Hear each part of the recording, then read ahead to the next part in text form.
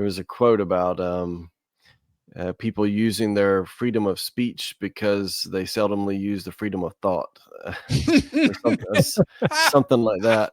And I feel like, man, it seems so true these days. Like I hear people just spouting off about things, and I'm going, but have you really thought about that? Because it doesn't make sense. Like you're getting so distraught over something, and you haven't even stopped to think it through or to question, And I'm going, my gosh. And it's the same thing with the gospel. I think you got to know it some. I mean, I think there's a balance here, because I was just talking with the missionaries earlier tonight and saying, we all have that imposter syndrome where we kind of clam up. We're like, oh, I don't want to say anything because I'm not an expert in that and I don't really know. But you can share your personal opinion, interpretation, promptings, revelation, whatever.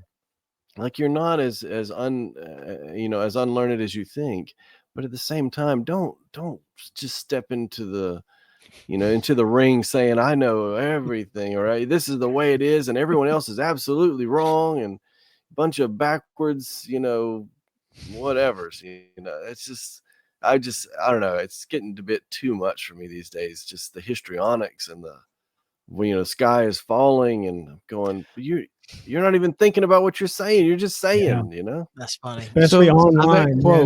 that quote, Joe, did you come up with that, or had you heard that before? Because that was phenomenal. I'll find it. I would love that on the T-shirt, Jackson. All right, Jackson. We got to start making T-shirts. They're getting they're piling up here. Quotes are piling up. That's right. Yeah. I've never, I've always thought about that scripture in referencing teaching the gospel, right? Not necessarily about applying it to maybe a more secular setting, but I mean, it's true. I mean, yeah, you can share your thoughts and opinions, but if you're really going to start acting like you know what you're talking about, let's first seek to obtain the word, and then you can declare it. Okay. That's hilarious. Love it. I'm gonna find it. Love it. Yeah. I'd already shared what I was going to talk about, but I did want to share the ultimate kind of mic drop scripture from the Lord.